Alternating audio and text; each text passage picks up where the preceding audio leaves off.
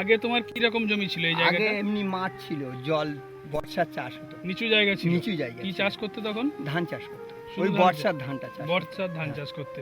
তো তখন কত লাভ পেতে? তা এখন ওই 2,500-3,000 টাকা লাভ।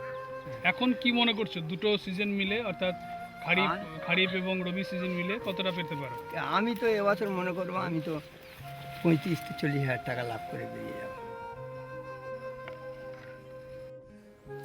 I think jute non-woven is the future of jute. What is the needed is you need certain products which can consume bulk quantity of jute as it is done for sacks. So this non-woven agrotextiles দিয়ে যে চাষবাস করতে হয় এই জিনিসটা দেখে আমার খুব মনে লেগেছে। তারপরে আমারই ওই বন্ধু যে তপন, ওর কাছ থেকে সমস্ত কিছু ভালোভাবে জানতে পারলাম। জানার পরে তো ও বলল।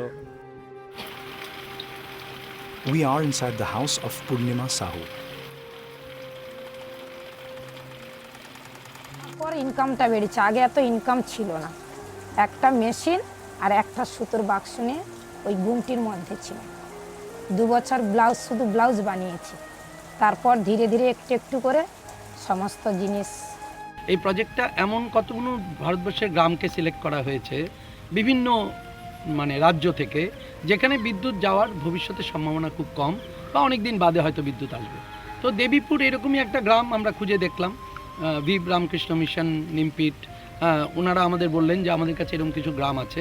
তা আমাদের দেবীপুর এমনই একটা গ্রাম যেখানের মধ্যে বিদ্যুৎ আসতে আরও অনেক দিন টাইম লাগবে। Today this is the camp, animal healthcare and management camp. Generally what we do, we used to come every 2.5 months interval and cover the deworming schedule, deworming program, because most of the diseases, 80% of the diseases are generally due to worm load.